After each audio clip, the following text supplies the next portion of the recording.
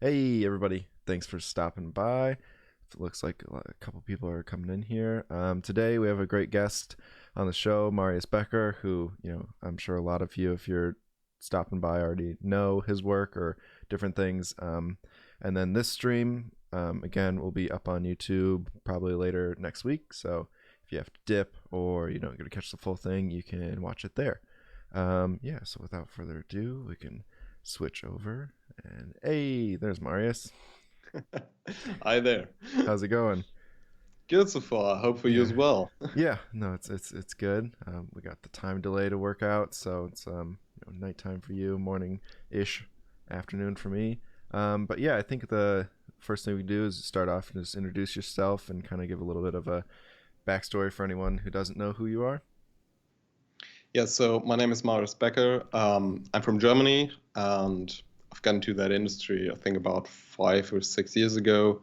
And yeah, I've started doing shading and lighting, then got into look dev, then animation, stuff like that.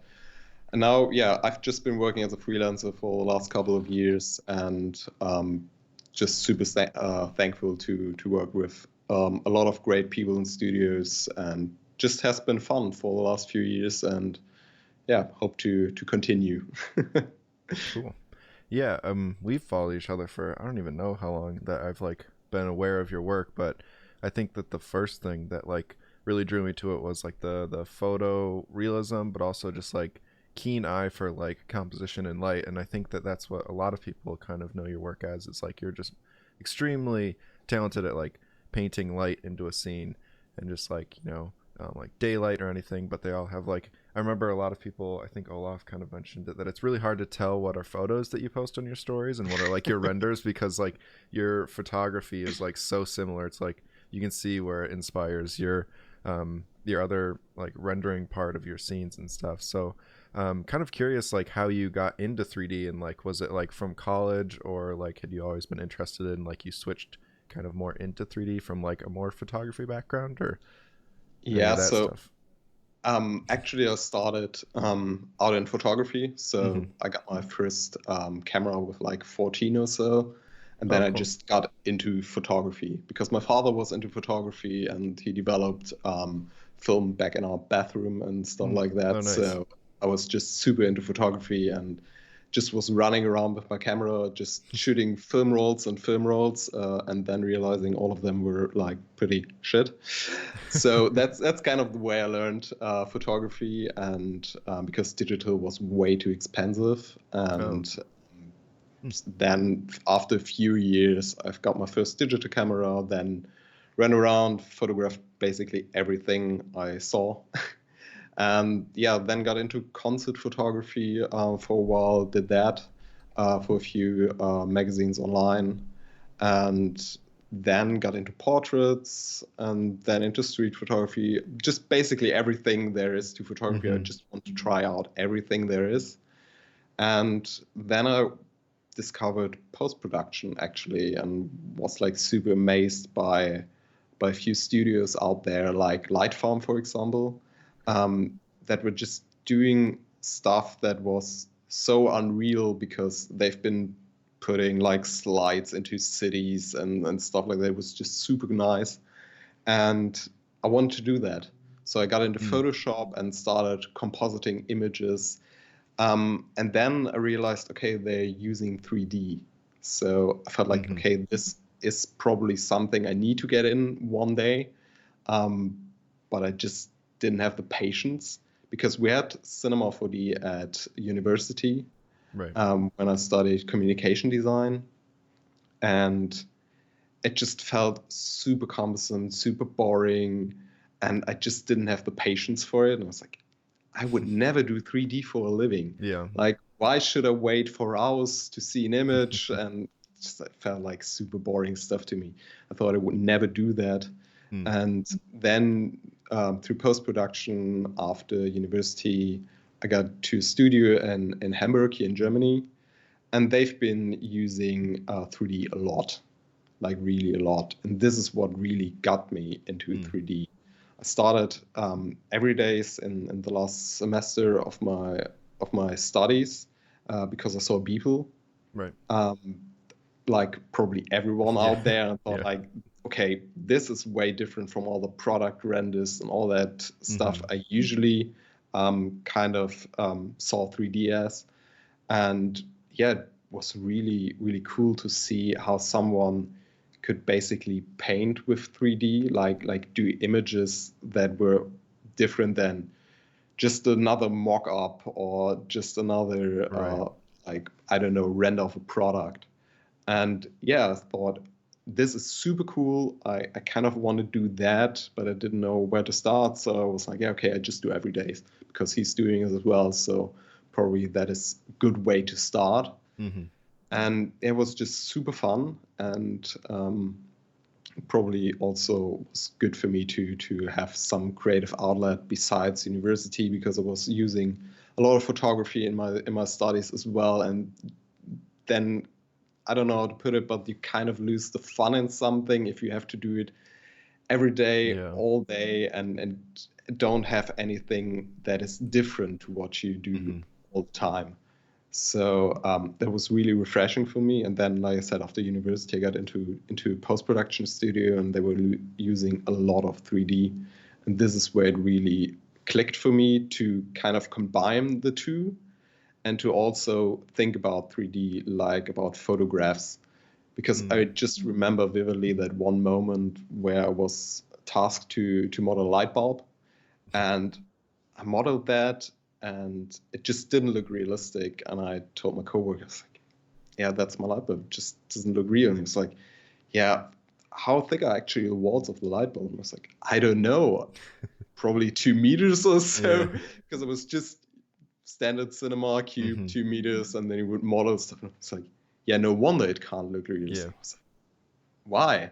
And then it suddenly started to click for me, and I kind of understood that 3D just works like real life. And then I began trying to replicate it. Like in the beginning, I started taking measurements and stuff like that just to build on room exactly, and then try to mimic the light I just saw, or take a photograph and try to recreate it. Just stuff like that to really kind of marry the two things I was doing all along. Mm. And I think this is where basically the stuff I do now comes from, like this thinking about it like a photograph. And I feel like both of those things kind of inform each other. So Right. I definitely feel like I take different pictures now than I did like 5 years before, Mm. because I do 3D now and think about composition way differently, and I'm looking for different things, like different graphic compositions, or certain light situations, stuff like that. That just is fun to me, because I can do it in 3D, I can do it in photos, and yeah, I think that is basically where that stuff comes from. Yeah. I think that's like one of my favorite things is kind of the point in 3D when like you can start to feel like a photographer in your scene, but like, that obviously takes like building up the scene. That's kind of the like catch of it, is that like, photography is kind of really rewarding because you're finding composition in like something that's set in stone. Like unless you want to go into a studio, like if you're just taking street photography, it's like you're finding interesting angles and like predetermined stuff. But in 3D, you kind of are doing both. Like you're determining where things go, but then also trying to find composition at the same time. So it's like you kind of, your cart before the horse sort of thing, is like you can kind of get caught building up the scene too much, and then you're like forgetting to like really think about if any of that's like worth it to like the composition at the end. But it is nice kind of things that photographers think of as like, it's just like foggy nights are like awesome, but you kind of have to wait for the weather and stuff. And in 3D, you flip two buttons and you're like, cool, it's like the perfect foggy environment. It's like, some things are easier in some place, some things are easier Yeah. in photography. But I think that it's, yeah, to have that kind of back, like in the back of your head, and like have roots in that, is like something that obviously informs a lot of your work. And that's why I think, subconsciously people are like, this looks realistic, but it's like because you kind of have those already as your base level of thinking of all that stuff before you even like start to build a scene or something. So I think that Yeah. a lot of that really informs a lot of your stuff. That's true for sure. And also sometimes it's just super fun to me to like kind of build out a flat, and then in 3D, and then just go through it with a camera, because Mm. like I would do in our living room or stuff like that, for example, just move around with the camera. I feel like that's just so rewarding to kind of have finished a scene and Mm-hmm. then just go around and try to find all those little details you've Yeah. put in yourself, but kind of rediscovering it through different focal length and lenses and stuff like that. So yeah, Mm-hmm. it's super fun about 3D actually. Yeah. I think that like you're also really into like just like natural lighting too. I feel like a lot of your stuff just feels like it's like seeped in, like it all could be in the same sort of like golden hour like time frame. Is just like, like what photographers chase a lot is like golden light and that kind of stuff, but like being able to be in 3D and like consistently have that is just like super fun. You can see where like, oh, this would be perfect with like, it can be as simple as like a table and a wall, and then just like even the little like bokeh shadows like on the wall from like leaves just like adds so much to it, which like to find that in your house as a photographer is like, pretty Yeah. like once in a while you'll catch that sort of thing. But um uh Olaf says tell Marius to stop lying and that he just takes photos. We're all friends here. Yeah, I mean it is pretty hard because the aesthetic is so similar between them that like I catch myself a lot of times. I'm like, oh, I don't know, like that could be, but like only only a few times will things give it away where I'm like, there's no way he like did all these sims for like some smoke in the background. Like that's obviously a photo. Like those little things that Yeah, photographers kind of take for like, they take for agree. granted. Is like I remember you have that, like I think it's one of like my favorite ones. It's the shore with like the smoke plume coming up and it's like all dark, and I think everyone's seen that. And it's like it's super great, but like just to know it's a render and like you had to do that smoke like sim is just like a huge part where it's like, if it was a photo, people would just be like, oh, cool moment captured. Yeah. But like, if you want that in your scene as a 3D person, you either have to like find the perfect one or know how to do it. And I think that's where a lot of people can get lost, is like the rabbit hole of like, how much do I need to learn versus like when should I just like start making stuff. So like I'm curious, like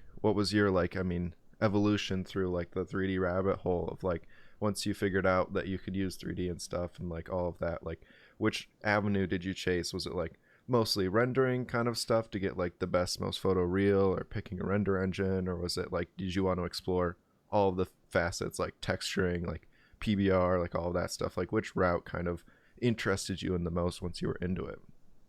I think most of the stuff I was into in the beginning was just due to the stuff I had to do at the studio, because I just didn't have a choice. Right. Yeah. But as it was just super new to me, it was just fun all along. Mm-hmm. So it was just great to discover all those different things, because we had to use Maxwell, Okay. and that's basically the slowest renderer you can find, I feel like.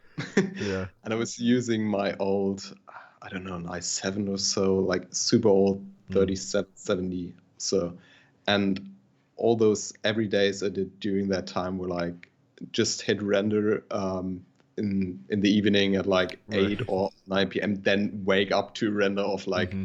720p, super noisy, but it was just worth it.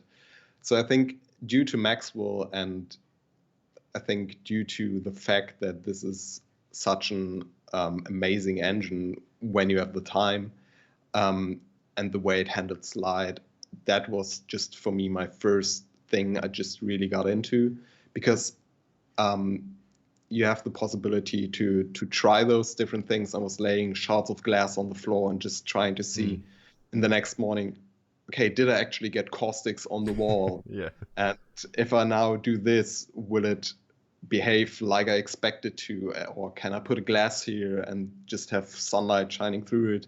So this was basically the beginning for me, like trying to see how far I could push 3D in terms of lighting, and Mm. if I could actually recreate real world, like the simplest things, when you just have a glass of water or a bottle of water sitting on your desk and the sun shines through it, you're like, wow, that's such a beautiful pattern. I was just super curious of all those things if I could recreate them. Mm. So that was basically the stuff I did in the beginning. And then due to this, because I wanted to try real life, it was like, yeah, okay, so now I need to model real stuff. Mm. I need a wall, I need a room to test all that stuff for me. So then I got into modeling because of that, because I wanted to try those super simple things, and I felt like, yeah, okay, just wall just doesn't cut it for me. So I need to model an outlet to make it feel real. Now I need to model a desk, I need to model a chair, and after I modeled all that, I felt like, yeah, but those textures just don't hold up. So I need to take photos and try to make my own textures with my photos. And so it was just kind of a process of always kind of nailing one thing for me. Like, okay, now I understood how the light works.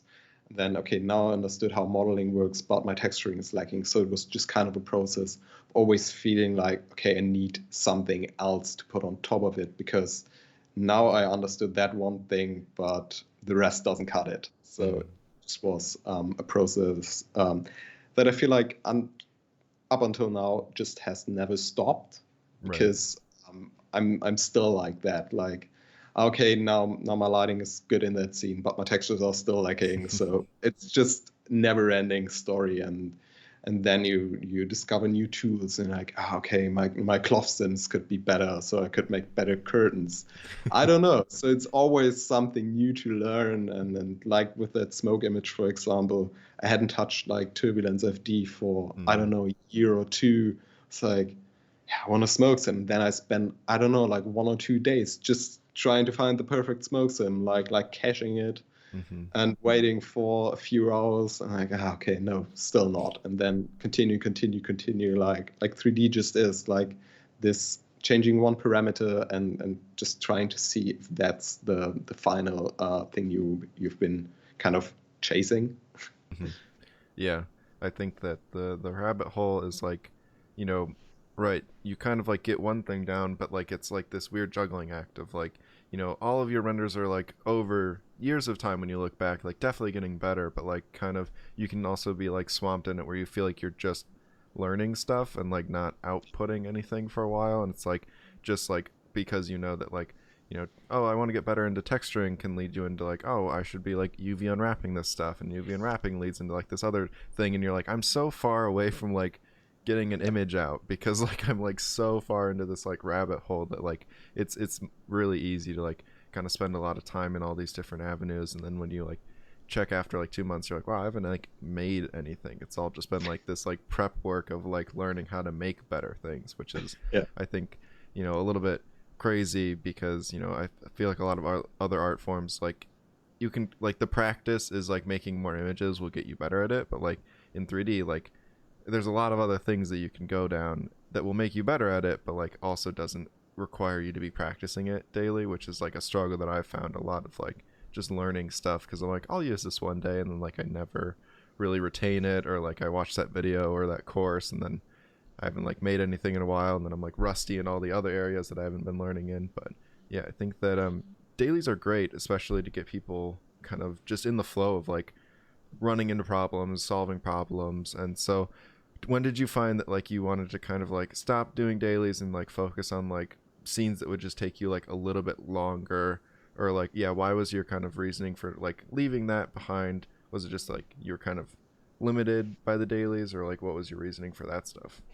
Yeah, I think it was like you just said, it was being limited by them Mm, just due to time. And I right. found myself like getting back from the studio sometimes when we had a lot of stuff to do at like 11 p.m. or so, and was getting home and was starting my daily runs. And then like at 3 a.m. in the morning, I was like, oh, damn it. Yeah. Just need to hit render because I will render for another 5 to 6 hours or so. And then it's already 9 a.m. again. Mm-hmm. So that was kind of the reasoning for that, because I just felt like I couldn't do the images anymore I wanted to do just because of a lack of time. And I felt Right. like there were a lot of times where I made images just for the sake of creating it and then started reusing stuff, and it just didn't feel anymore like a progress, and Mm-hmm. just like, okay, I just need to do something. So okay, I grab that one flat I've built and then put something else in it and just hit it from another angle, and just didn't make sense anymore for me because I've been redoing the same thing kind of over and over again just due to a lack of time sometimes. Mm-hmm. I felt like I just couldn't improve anymore if I kept doing this. So I felt like, okay, I need to kind of step away from it and try to create something bigger for me. And that led to me sometimes spending, I don't know, 2 months on an image and never publishing it. But okay, Yeah. I feel like a lot of us have that problem of spending a lot of time on things and then realizing after a few weeks or a few months that it just wasn't worth it. But you still learn a ton, but yeah. Yeah. Those are a little bit tough to swallow sometimes when you're like, this just like won't ever get published. But like, it was worth all I learned throughout the process, but it still Yeah, like sucks because it's inevitable part of kind of this industry of like to keep up like sharing and like posting like where you're at, and like it's sort of a way for like, the new piece you put out might catch the eye of someone, might get you booked. And I'm sort of curious like where you went from. You were at that agency, and that's where you kind of learned 3D. So and now you've kind of left that, and are you freelance? You're yeah. still, yeah, you're freelance now. So what was that kind of progress out from, like what made you switch to freelancing? I think I kind of slipped into 3D freelancing, not just because I wanted to Yeah. actually. It was kind of a process, and then at the end it was like, okay, I think I'm doing this now, Mm. because I left there, and then I was a bit lost, so to say, because while I've been working there, I've been putting out those dailies, and I got a few job inquiries like, "Hey, do you want to work? Do you want to work with us?" Mm. I was like, "I don't know. I'm still here. I don't have any time. Sorry." Mm-hmm. And then after that time, I was like, "Yeah, okay, just take the first one that gets into my inbox. Just take that job and just do it. Just see if it works out or not." Mm. And then I did that, and it was fun for sure. It was really, really fun. I kind of worked too much, but still fun, because first job is always like, I need to deliver. And then after 3 months or so, I was just burned, because I Mm. just wasn't used to how to manage my time, and because I started my studies when I was 19 or so, and then after that I went to that studio in Hamburg, and I never took a break in between. Oh wow. So, and I finished my studies on a Saturday, and on Monday I had to start that job. So it That's was crazy. just like never a break in between, and then kind of coming from the studio and then going to the first freelance gigs for a few months, I was just burned after that. So I was just tired, and was like, all those other people are like, yeah, okay, I just finished my studies. I just need half of a year for myself and just kind of calm down. I never did that. I didn't do that after school, or didn't do that after uni. So I felt like, okay, now is the time. I'm super tired and I need that time.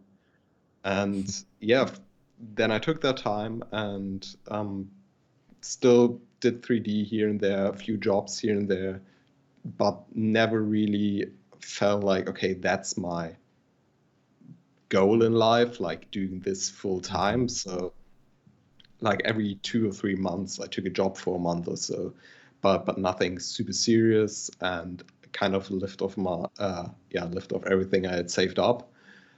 And yeah, so then after a year or so, I got my first real booking where I felt like, okay, I want to do this now.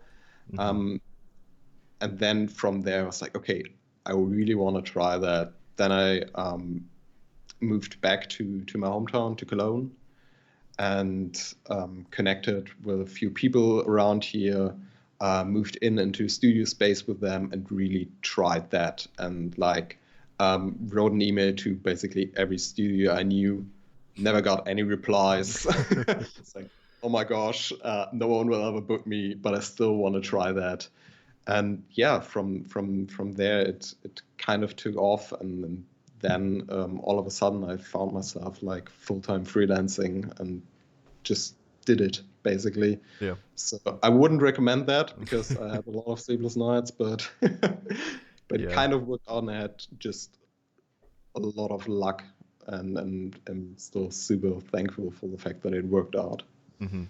Yeah, I've had a lot of those kind of scenarios where like once you're booked at a like for a gig that's gonna like be there for a bit, you kind of forget the like panic of like getting the next one for a bit, and then like it kind of comes to the close, and you're like, oh my gosh, will I ever be booked again? And then like you get it, and you're like, oh no, I'm fine. It's just like this like up and down roller coaster of like every time you have to like renew or find a new one. It's just like, oh my Yeah, gosh, do I even want to be freelance? And then it comes through, and you're like, no, this is great, I love it. It's like it's yeah, totally fine. But yeah, there's definitely that like little bit of panic after you've like sent out a couple emails and like you're not hearing back for a little bit, and you're like, oh no, is every place like booked up? Was it like a fluke that I got booked like all last year? But I mean, I've been doing it for like only 2 years now, but it doesn't really go away. It seems that that is just like a forever like part of freelancing. But yeah, I mean that's like sort of a similar.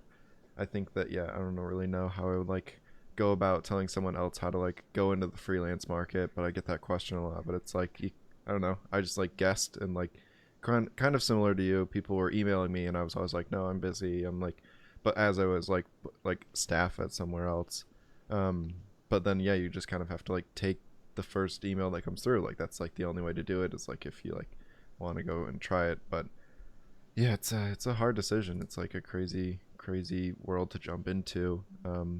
yeah. But have you worked mostly with places in Germany, or have you kind of like your freelance net gone out to like everywhere, like globally, especially with like more people doing remote stuff now? Have you seen like a lot more places from like the US and stuff? To be honest, it took around, I think, 3 years into my freelancing career till the first German studio even asked me, Oh or wow. the second or so.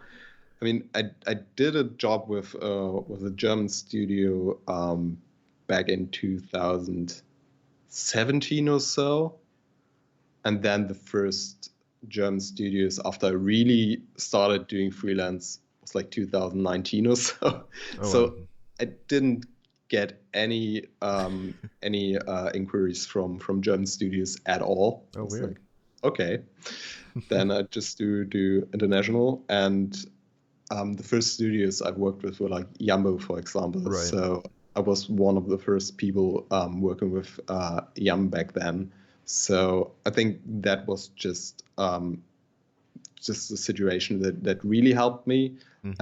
and also helped me to understand how freelancing remote works, Right. because there was just no other way. So since I've been doing freelance, I think I've worked in-house for like 5 times or so, Mm-hmm. and the rest was all remote, just due to time differences, and Right. then just because it was just too far away. But Mm-hmm. yeah, it's nice to finally work with some German studios. But yeah, took a long time till I actually was allowed to. That's funny. Do you find that like places bring you on for your like very specific style, or like and then they want you to recreate it for them, or do you kind of come out as like a generalist because you can do a lot of the different stages? What are you normally like brought in for when it comes to like um, freelance gigs? I think most of the time I'm brought into because there's someone already on that job that is like, hey, I want to work with you. Mm. Could you just bring him in? And I was like, and I just come on that job. Um, and that's usually like a freelance generalist role. Right. Um, in the beginning, I solely did shading and lighting because I wasn't just good at animating or Mm. modeling for that stuff. And over time, I just got into to all those different fields. So now I'm basically a generalist, Right. and it rarely happens that I get on a job where it's like, we want to have exactly this what you just did in that Instagram post and just recreate Mm-hmm. it, please. Um, I I'm kind of happy about that, to be honest, Oh, because I feel like the stuff I've been doing in my free time may got me the booking, but it's never like do exactly that. So for me, it's still something different. So it's still fun to me because oh, I feel right. like Yeah. if I would have to do that on a daily basis, like building rooms and have some light coming in, Mm-hmm. I feel like then I wouldn't have that much fun with it anymore, Right. because um, I've been doing a lot of different jobs, and sure, I do a lot of lighting, but still, the stuff I do in my free time is still very different from the stuff I need to do for jobs. And yeah, like I said, I'm kind of happy about those two being slightly different. So 3D feels still fresh to me. It's Right. not like recreating the same stuff over and over again. Yeah, I think that it's a definite like balancing act to like walk that line, because you're kind of giving a lot of your time during the day, if you're like a 3D freelancer, to studios to do stuff that you like to do, but it's like slightly different. So yeah, if you had to do the same exact thing in your personal work, it might just be like you would burn out really quickly. But Yeah. I've definitely like had like a struggle figuring out what the balance of that is, because you sit down at your computer, you work 10 hours a day, and then you're like, cool, now to do my other work that's for me, to keep myself like interested in this field, and sit down for another like 4 hours or so at Yeah. your computer again. It's like all just one. You just feel kind of like, I haven't left this room in forever. So I'm curious, what kind of like, have you run into that kind of burnout, which I assume you have, which I think all of us have, and what kind of like do you do to kick yourself out of like a burnout or something? Like, what do you do to kind of refresh or kind of reset, so that you can kind of get back into it? Mm, it's super. I feel like I never had that real burnout. Mm-hmm. I feel like everyone has different stages of Right. stress they can live with, like different levels of it until they burn out. For me, it's just that sometimes I definitely feel like this, okay, I just don't want to be around the computer anymore. Mm-hmm. So then as soon as I'm done with work, I just don't want to see that PC till next morning anymore. And then I Yeah. just want to go to the couch and just watch a movie or so. And um, I think this I needed to learn over time, like to kind of forget that stress that you kind of put on yourself of keeping up with everyone around you. Mm-hmm. Because back then I felt bad at the weekend when I was just laying on my couch. And I felt bad because you scroll through Instagram and you see everyone putting out new work, and like, oh, damn it, I need to get to the PC. But I did that sometimes even when I didn't feel like it, and the outcome never was satisfying. Mm-hmm. And I was never satisfied, and that just really didn't cut it for me. So then I started to kind of allow myself that not creating. So also when it's Christmas time and I just don't work on any stuff, then I just lay on the couch and watch a movie. And I'm Mm-hmm. totally fine with that by now. And I wasn't fine with it like 2 years back or so, because I still felt like I need to create, I need to put stuff out there, and I kind of stopped kind of stressing myself over it, because I feel like um, there's just no reason to do that, because if I don't feel like it, the outcome won't be good. I won't feel well, so I better not do it at all then. Mm-hmm. So yeah. Yeah, I think that it's a balancing act, definitely, but I think, yeah, kind of putting that pressure off yourself, like, we don't need to create every day. You don't like, also, just because your peers are creating, and like it's great that the like other people share a lot of the work, but I think that it definitely stresses a lot of artists out, and like, oh, I have to keep up, I have to keep like churning out work. But like, yeah, like you said, when you are kind of forcing yourself to sit down and do it, yeah, you won't enjoy it. And that's like, I think a big part of like creating is like, if it makes you happy, if it's like a release of some kind. But like when it becomes a chore, it kind of loses like its Yeah. magic in like creating anything. So there's no real point to do it. And that's kind of what, yeah, I've kind of told myself over the years, is like, yeah, I'm just not gonna like force myself to sit down. I definitely think there is some cases where like you have to just like get back on the horse, like you've taken like, I'll take like weeks off, and then I'll be like, I have to like sit down and do something. Like, it's like not productive. I'm not like, saving myself from like burning out. I'm just like kind of being like avoiding it at this point. So there's definitely times when I'm like, I have to like get back on the computer and like, you know dust off everything and like open cinema again, like get used to it. But yeah, I think that that's something that we all kind of struggle with, and I don't think there's like a surefire answer for anyone either. It's No, like not at all. And like I said, everyone has like different levels of stress mm-hmm, they can live with, and I think at the same time everyone has like different levels of um, kind of the time they need off from the computer. Right. Some people just need a week to kind of reset and then just start again, and some people just need like 2 weeks and 3 weeks. So I think you kind of have to find that balance with yourself and kind of understand yourself, like kind of hear when you need that time off, and then just take it and just wait till you feel like it again. Because I feel like as soon as you've stopped and calmed down, and then it just takes a while for me, like, I don't know, 2 or 3 days, then I get that itch again of like, Right. okay, I want to create that, and I want to create something, and I feel like I need to do something, and then it's good again. But I really need to wait till I feel that again, because just forcing myself would put me back into that loop. Would never end, basically. I got a question. Did the realization that you don't have to put out new stuff constantly come with bigger, more regular bookings, or was it an independent development? Yeah, I'm curious about that. Do you think that like once you were kind of less stressed about getting more gigs, you kind of like stressed less about having to put art out that like might get you gigs, kind of in the same thing, or was it different? Yeah, I think kind of, definitely. So the more I got booked, the less I've put that stress on myself of feeling the need to get booked and to need to put stuff out there.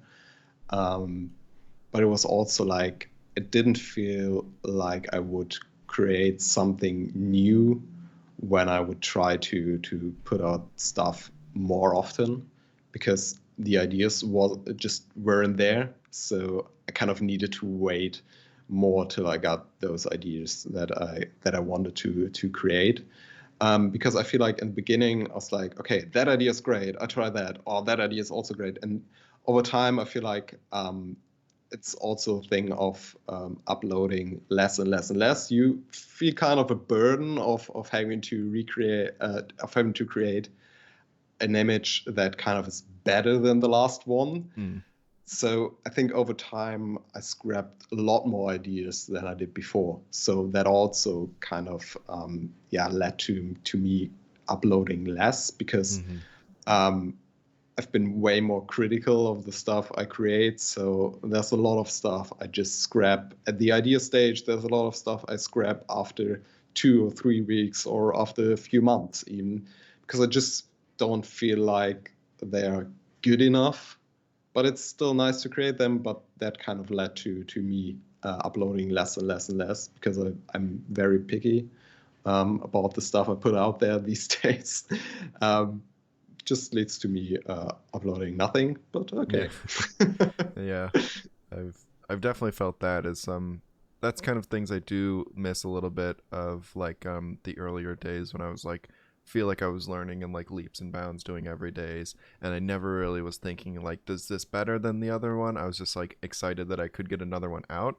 But then after a while, you kind of are like, sort of like, it feels like paralyzed by like, ooh, like, if I can't spend the time needed to make this better than like my other things, or like not at the same bar even, then like that's all time wasted. So I feel like in my head I'll do a project and like see how far in my head I can get it, and then I'm like, and I feel like I don't even like need to do anything on it.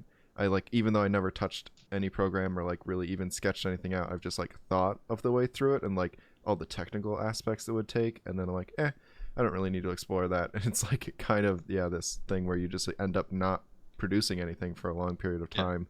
But true that for sure. I think that bookings for me, when I like finally started getting in a stride of bookings, I like was much less like needed to post things more, because like kind of when you're not booked, you feel like, oh well, if I'm not posting, then like I can't get more bookings, because like obviously I just need to put more stuff out there, or like make a new reel or stuff like that.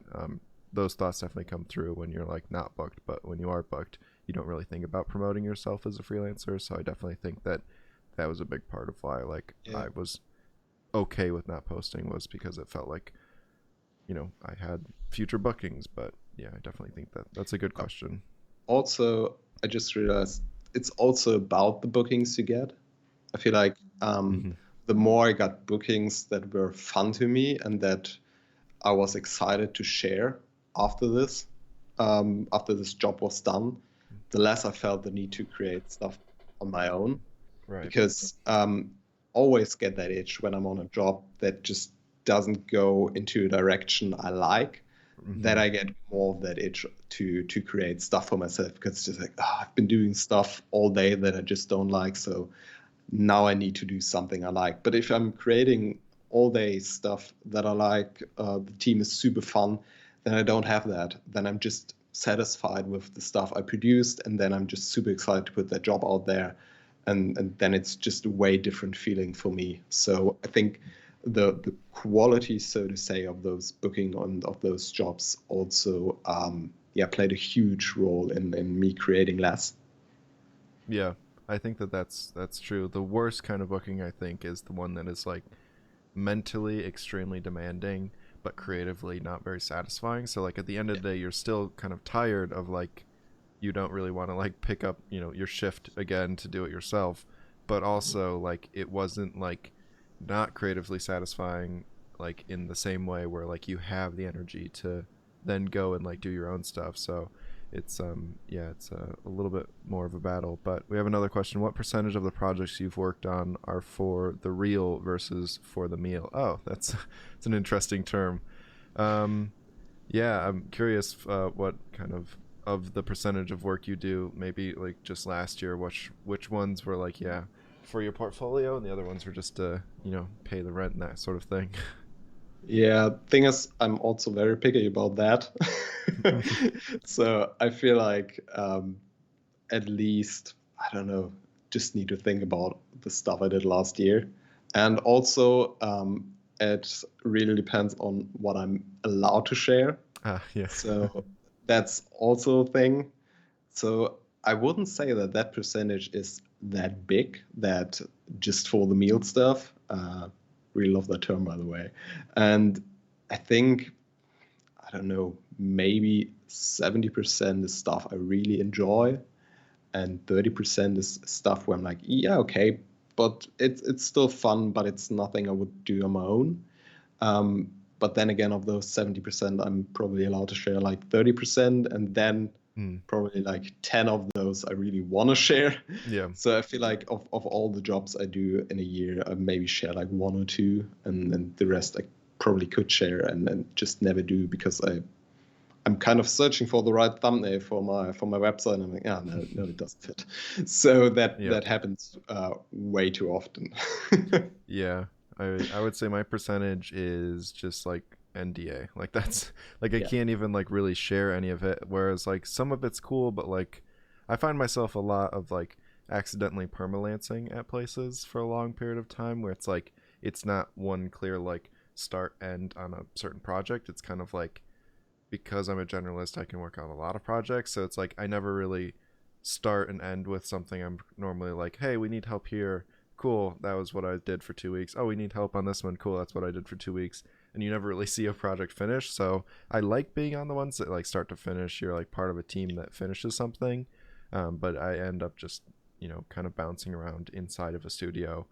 Or at least that's what I did a lot of last year. So it wasn't really much of like picking like, oh, this is a good gig for me. It's all just like, yeah, I can help out on this one. So it's fun in the case of like, I really like problem solving. So I think that like it's fun to get new problems, because kind of if you're on the same project for too long, like there's nothing new coming through the line. It's kind of just like executing.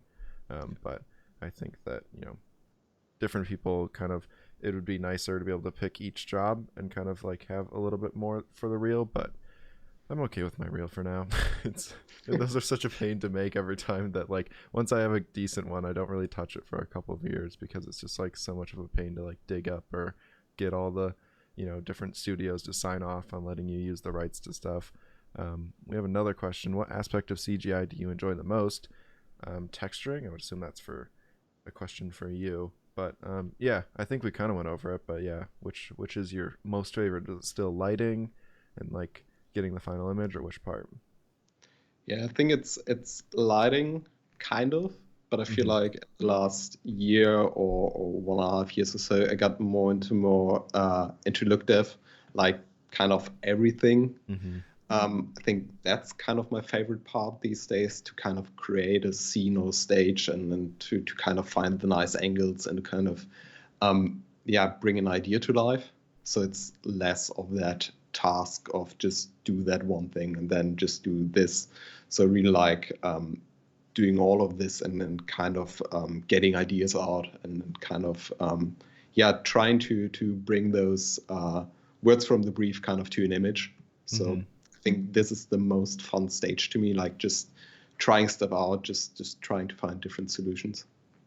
Cool. Yeah, I think that it's it's I think that my favorite thing would be like digital set dressing, but then like I also like, you know, go down rabbit holes like in that where it's like, you know, you could use a Quixel asset, or you could like learn how to like sculpt it in ZBrush, and like there's like different projects that need like different things, but I think that like at least knowing parts of the process are all like um good to know, but like you don't have to be masters of each one. But I mean, there's just so many things to be interested in 3D that like, yeah, I definitely think that like, yeah, I don't know. It's nice to know both sides of it kind of. Yeah, definitely. And that's so true, with not needing to be a master of anything. Like I'm just super bad at sculpting, but it's enough for me to kind of get the job done. And if it has to be super good and super accurate, then I'm just the wrong person. So I kind of enjoy yeah, doing bits and pieces of everything. So I feel like I could never just do one thing and just have way too much fun in kind of making an image from start to finish. Mm-hmm. So Yeah. We have another one that says, I see you frequently share stories about open positions from studios. I feel confident in my quality of work. How can I branch out to commercial work when majority of my work is personal projects? Yeah, interested on that. yeah, to be honest, I don't think it's an issue. Like the only Right. thing that a commercial job kind of tells the studio is that you're good at producing commercial work in a commercial environment. Mm-hmm. But all my bookings in the beginning I got due to my everydays, and not because I did put out big names or stuff like that. And the first thing I click on any website is if there's a lab section or a Mm-hmm. playground section. That's the first section I click on, because there I can see the stuff someone wants to create, and someone creates without any restrictions, so to say. So I don't think that it's needed to have big names or a lot of commercial projects on your website, because for any art director or creative director out there that knows 3D, they can see from a personal work already if you're good at what you do or not, or if Mm-hmm. you fit the job or not. So I don't think it's needed, to have, I don't know, real just made up of commercial work just for the sake of it. Yeah. I also have been in quite a few teams where someone had great commercial work in their portfolio, but they were just kind of useless on the team. And because it's like they might have worked at a place that was just like really big, and so that what they touched on that project is super tiny. So I don't, yeah, same thing. My reel was all personal work, I think, when I first like started sending it to people. And like, I think they look for like a lot of like eye, at least for like generalists. Like, do you have like a good eye? Can you like help with that sort of thing? And then like, you know, can are you at least a little bit proficient in all the programs that like we need you to be in? And you know, I don't know, I think that that's like just enough to like get a booking. And I think that people overestimate how precious people are with bookings, because studios always need people, so they're like they'll try out anybody once, I think, is like a big thing that I've seen. And then, you know, if it doesn't go great, I mean, that's happened sometimes, but like, you know, it's not that much of like a task to like get booked at a place. I feel like a lot of Yeah. places are like open to booking people. Obviously, you know, each studio is different, but I think that that's you know, having your personal projects in the majority of your reel is totally fine, or Yeah, at least it was definitely. for And also, us. yeah, and I think also to anyone out there that I've worked with, I feel like it's way more important if you're a nice person to work with. Yep. And no one cares if you did, I don't know, 20 Nike commercials Mm-hmm. and you're just a pain in the butt to Yeah. work with. So that's, for me, that's the most important thing. And this is the stuff I remember, no matter how boring the job was or how bad the client was that just changed all the directions and stuff like that. As long as the team was nice and the studio was nice, this is the stuff I remember. So I think that's basically the most important thing to any studio out there, if you're nice to work with and not if you have 20 commercial projects under your belt. Right. Yeah, and also be nice to producers, because producers a Yeah. lot of the times are like the make or break on if someone's getting added to Oh, the yes. project or not. I think some people like kind of gloss over the fact like nice to work with like with your peers who you're like other artists, but also nice to like Yeah. the other people in the project that aren't artists as well, because they have a huge say on if if you're rebooked or if you're not rebooked. So we have another one that says, what do you think about freelancing for studios versus working directly with brands? That's interesting. Have you done much of like direct to brand stuff, or is it mostly with studios? Not a lot of direct to brand stuff. And I feel like a lot of this has to do with the fact that in the beginning, I just wasn't a generalist. Mm-hmm. So I couldn't do all the things. So Right. I needed to get brought on for a specific task. So I wouldn't have been able to do something on my own. And also, I just enjoy working with a lot of different people. And if I can get the same thing out of working for a client, if I can do that with a few colleagues of mine, then it feels the same like working for a studio with a nice team. So I don't see a difference in the feeling, kind of. So that's the most important thing to me. Um, and I think it depends on the client, it depends on the job, it depends on a lot of factors. But for me, the most important thing is just if it's fun and if I can work with people.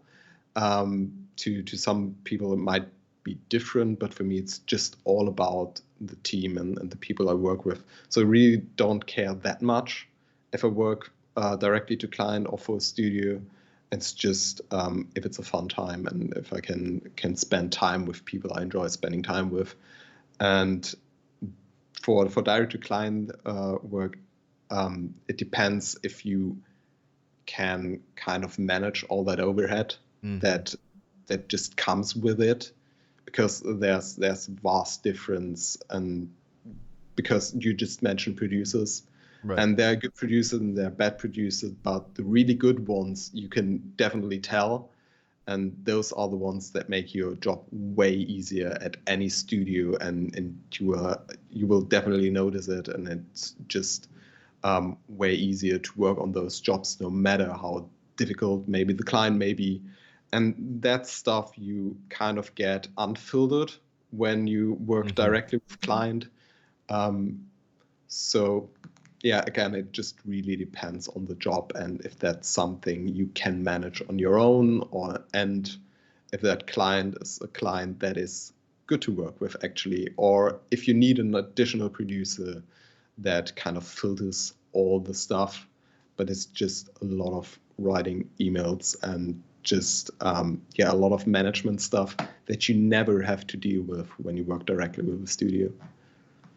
Yeah, I think that's something that I didn't really put into like the first time I did like a very small but still direct to brand thing was like, yeah, like just doing all the design work is like hard enough, but then like yeah, you have to put on your like director hat to like explain the idea to them, and you have to be good at that to sell it to them, because that's a lot of the job as well. And then your producer hat to like schedule yourself and like manage your own time. It's like some people think of it as like, oh, it'll be more freeing because I'll get to have the final say on like the ideas or the look, and like that's true. But like then you also have to assume all these other roles that like sometimes, at least I know I didn't the first time I did like a direct to client. I was like, wow, this is like a lot of work. And it's okay if like you are just more comfortable like working with that more structure around you like in a studio, because I think that you get to relieve your mind of having to worry about that and just focus on your one specific task. But people are saying that producers can actually make projects harder. I think designers need to be in the money talks more often.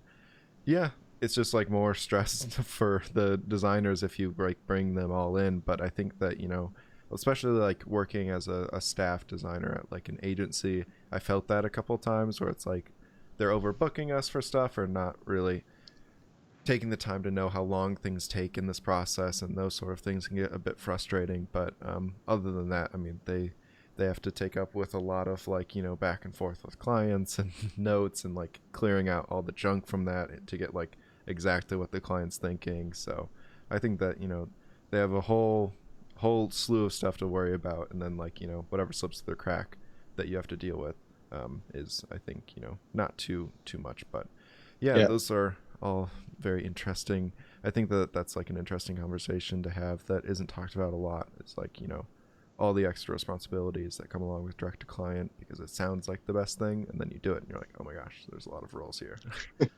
um, yeah, I kind of want to switch over to some of the other questions that I ask everyone, and one of them is like, what is your like Everest project or like a big like achievement that like is your big like goal that you want to achieve, kind of like in your career field? Is it like, do you want to like direct stuff, or is there like a certain project that you would want to like work on? It's a good question. I mean, I would love to get more into directing for sure. Mm-hmm. And I did that a couple of times, but after that, I stopped again. And I feel like the bigger the studios and the better the directors I work with, the less I feel ready for a director role. Yeah. So it's really hard, and I think you are your biggest critic anyways. Mm-hmm. So I think it takes way longer till you can tell yourself like you are ready for this than any other person will tell you.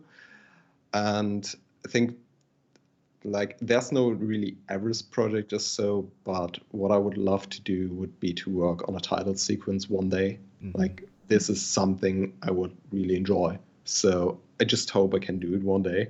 Yeah. So yeah, that's kind of the thing I've been eyeing for the last year or so, where I felt like, Mm-hmm. okay, I really enjoy kind of bringing something to life and kind of not selling a product per se, but Right. to kind of create like a short movie. Uh, Mm-hmm. yeah, would love that to do that. Yeah, I think that's still probably one of my like biggest ones. Um, yeah, it's just like there's just something different about, yeah, especially not selling a product and more selling like an idea or a theme is like what those are meant to convey a lot of the times. I think it's like just a really cool thing. Plus, it's like everyone's dream to be able to like wait after credits and be like, hey, that's me in the credits. It's like just a fun, cool thing. But True thing. Yeah. yeah, someone is asking, and this is one that I asked like quite a bit of people of just like what inspires you. Yeah, I mean, like we talked like photography, obviously, but like, is there stuff outside of like the 3D and just like Pinterest or like Behance of like where you get to draw a lot of inspiration from? Is it like films or anything? I think it's actually really mainly photographers. Mm, So I feel like the more I do 3D, the less I follow 3D and the less I look at 3D renders. right. And there's also a lot of concept artists and illustrators I follow just because I have more fun with looking at that stuff and trying to Mm-hmm. recreate that feeling or kind of to get inspired by a photograph or just walk around outside, take pictures and be like, I want to recreate that. Than I have with just looking at 3D renders Right. because that that just doesn't inspire me. I feel like yeah, it's cool and it's great and I love that technique, Mm-hmm. but it just doesn't kind of spark any more ideas in myself because it's already been done because I Right. just watched it. So the more I do 3D, yeah, the less I find inspiration in 3D. So yeah, there's just a bunch of photography books in my on my shelves just because that's the stuff I just enjoy the most, just flipping through those and kind of calming down and then yeah, kind of getting lost in those. So that's probably the most inspiring thing to me. Yeah.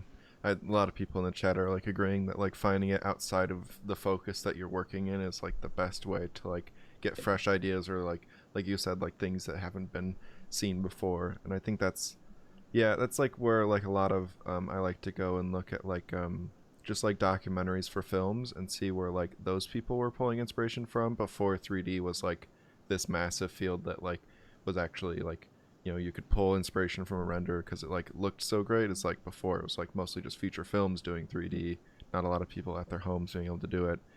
So like directors like pulled from films or like different cultures or just different places that they'd been to.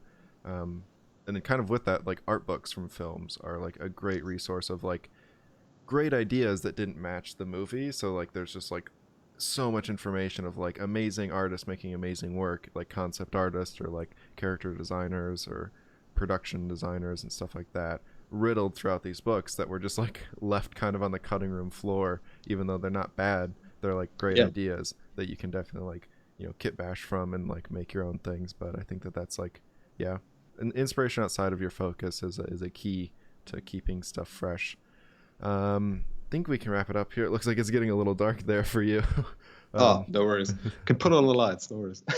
um, but do you have any upcoming projects that you want to kind of announce or tease or anything that's going on? Oh, look at that. Fancy, fancy. All the lights. That you wanted to share or for anyone or anything you wanted to still talk about? I would love if I would be able to share something. But there's just a lot of NDAs and a lot of Yep. stuff I just am not allowed to talk about. But yeah, I've got a few projects in the pipeline that I'm just very excited to jump on with a few great teams.